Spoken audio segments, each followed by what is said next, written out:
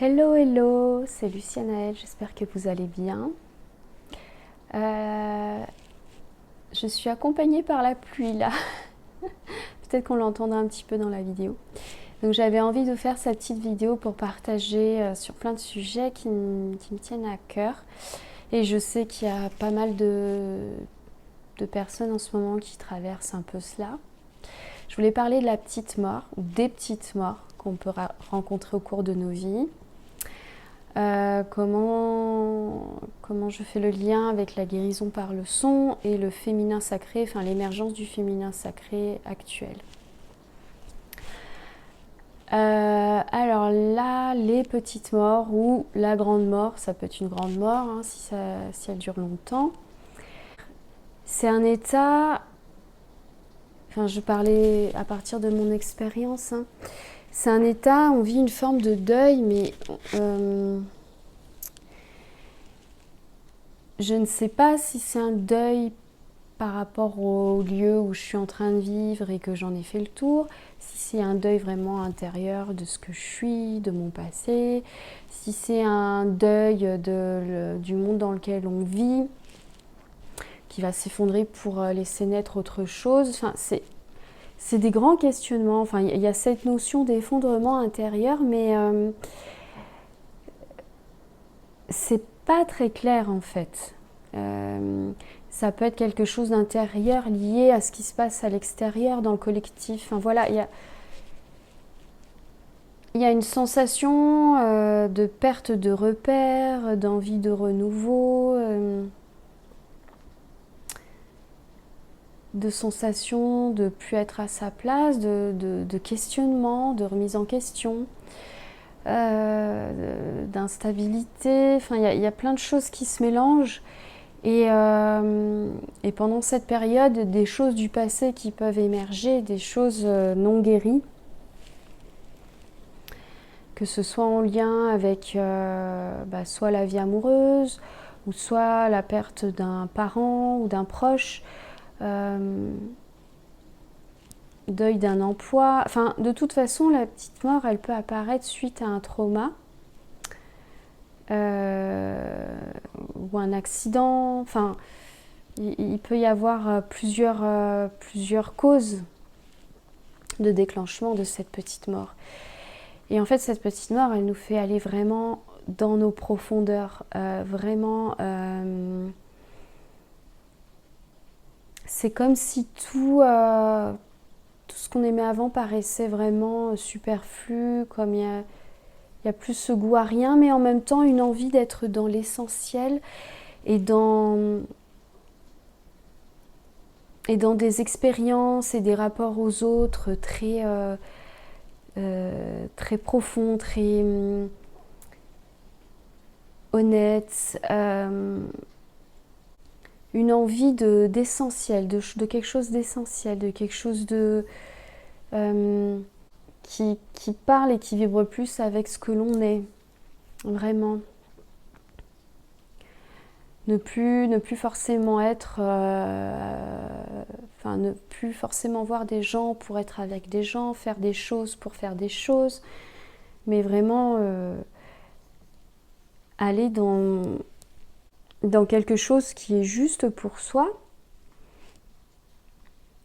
et élaguer un peu autour tout ce qui est superficiel, tout ce dont on se nourrissait avant, mais on se rend compte aujourd'hui que non, il y a toujours ce vide, il y a toujours une sensation de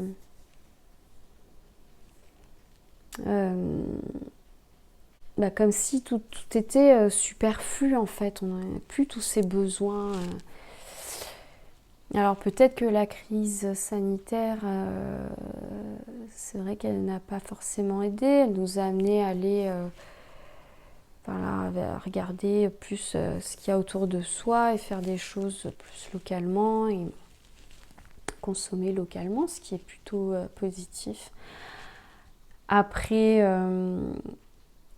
je pense que cet événement et cette crise a amené beaucoup de gens dans la petite mort, dans une petite mort qui était survolée, qui était là, Mais on ne prenait pas le temps d'aller vraiment dedans parce qu'on était toujours très occupés, soit dans un travail, soit dans des activités, même dans les activités spirituelles, développement personnel. Ben oui, ça peut aider à un moment, ça peut aider sur une petite période, mais après, au bout de quelques jours, voilà, on se rend compte que tout revient, tout s'installe comme si on n'avait rien fait. Cette petite mort, pour moi, c'est vraiment la voie spirituelle, dans le sens où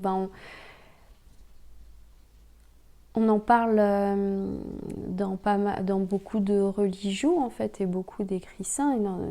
Et je crois que dans la tradition égyptienne, il y a cette notion de petite mort, de renaître du sarcophage, et une histoire avec Isis et son compagnon, elle l'a ramené à la vie. Dans l'Égypte, il parle beaucoup dans la religion de vivre cette petite mort pour renaître à son vrai, véritable soi. C'est-à-dire libérer un peu de notre passé, de nos souffrances et de ce qui fait de tout ce qui nous empêche un peu d'avancer, d'être qui on est véritablement. Mais tout ça, voilà, c'est un long chemin, c'est que des mots, c'est un processus. Et c'est pas si évident d'en parler, mais bon, je pense que les gens qui le vivent et qui l'ont vécu se reconnaîtront. Pour ma part, ça a duré pas mal de temps et c'était suite à plusieurs événements rapprochés de deuil de personnes. D'une sœur, d'un amoureux et de mon père. Donc ça a fait beaucoup d'un coup et du coup plutôt que d'atterrir en douceur, d'aller au bord de la plage et d'aller dans les profondeurs, j'ai fait plutôt un genre de petit crash direct dans l'eau et allez, on y va. Voilà, sur le moment, c'est vrai que c'est, oui, enfin voilà, c'est pas agréable. Et puis surtout, il y a ce sentiment de honte quelque part parce qu'on vit dans une société où il faut toujours être bien, dans le paraître, dans la joie. Faut pas être dans ses souffrances parce que voilà, faut être détaché. Notamment dans tout milieu spirituel, là c'est vraiment tout un truc avec ça, on attire ce qu'on vibre, c'est nos expériences d'incarnation, oui ça forcément on le sait, mais quand on est dans le processus, on a envie d'entendre d'autres choses, on a besoin d'un réel soutien et peut-être de partager entre amis ou entre hommes et femmes qui ont vécu ces choses et qui le vivent. Puis oser aller dans cette vulnérabilité et oser le partager, c'est un cadeau tellement précieux en fait. Parce qu'on se rend compte qu'on n'est pas seul et qu'on s'accompagne les uns les autres.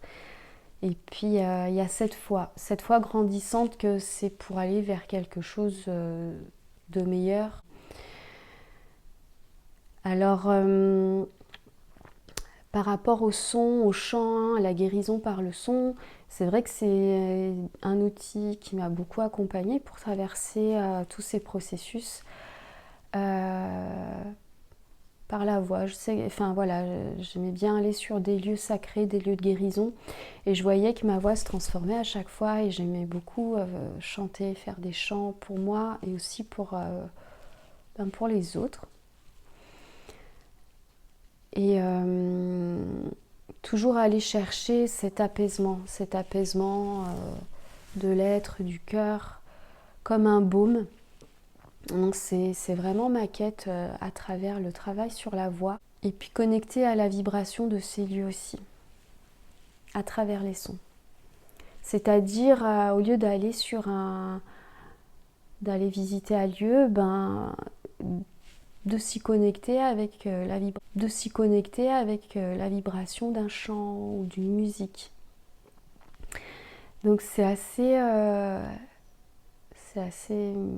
magique, mais c'est bien réel, cette sensation de voyager. Et c'est vrai que j'aime beaucoup la sirène dans les êtres de la nature, notamment pour le chant, le son, car c'est un être qui qui nous aide vraiment, enfin qui nous accompagne pour aller dans nos profondeurs. Elle reste jamais vraiment trop en surface, c'est vraiment... elle va nager au plus profond qu'elle peut et même si on n'est pas prêt, ben paf, elle nous attrape et on y va, c'est parti. Et c'est pour ça que je pense que dans les mythes, elle est peu appréciée et elle est peut-être un peu...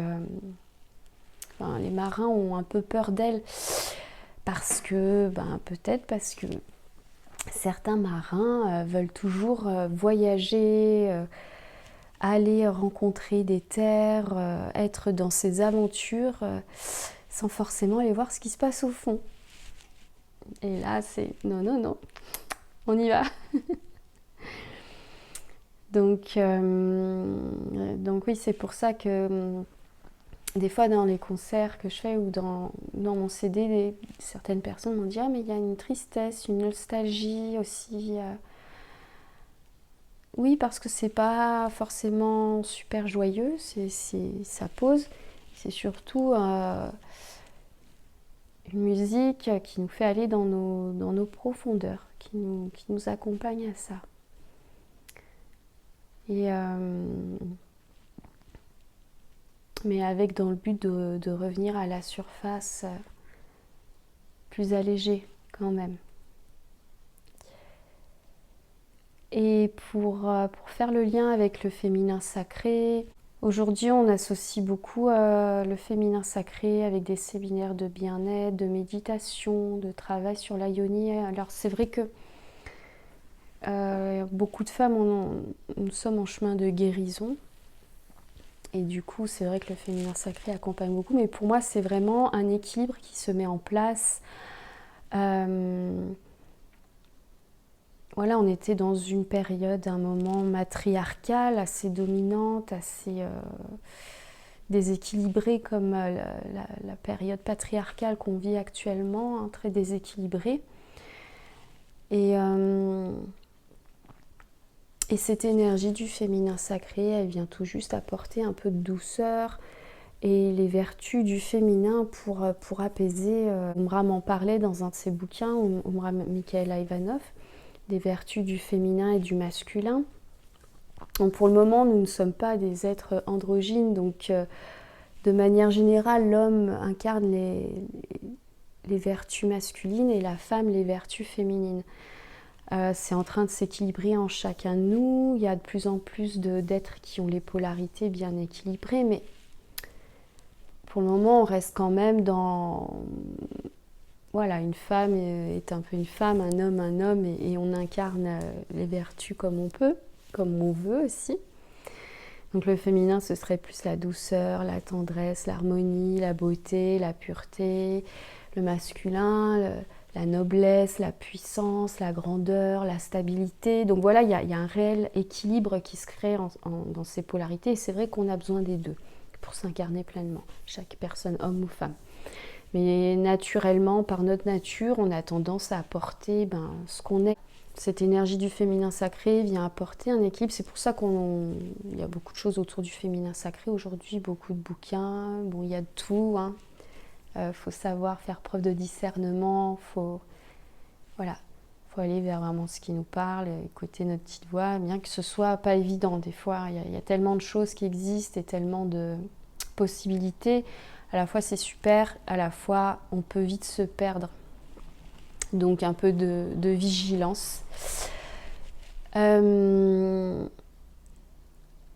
Et oui, le lien entre le féminin sacré et la petite mort, eh bien, pour moi, voilà, Marie-Madeleine, Isis sont des femmes semi-déesses un peu, qui ont vraiment incarné ce féminin sacré et qui sont vraiment allées, j'ai l'impression, traverser des moments de solitude, elles sont allées au bout d'elles-mêmes, surtout Marie-Madeleine dans ses pèlerinages, dans ses moments d'ermitage, dans des grottes.